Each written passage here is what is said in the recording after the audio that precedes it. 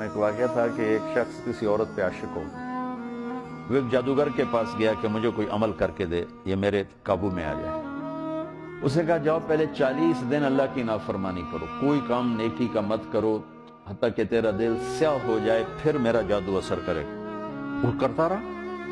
40 دن کے بعد اس نے آ کر کہا کہ میں نے کر دیا۔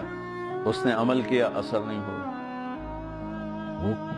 وہ کہنے لگا مجھے تو نہ خدا ہے ملا نہ وصال صنم۔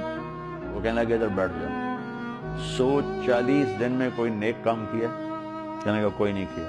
کہ میں نہیں مانتا، یہ ہو ہی نہیں سکتا۔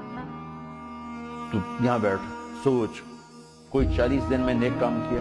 کچھ سوچتے سوچتے سوچتے کہنے لگا اور تو کچھ بھی یاد نہیں، جا رہا تھا راستے میں پتھر پڑا تھا، میں نے ایک طرف کر دیا، کسی کو ٹھوکر نہ دی۔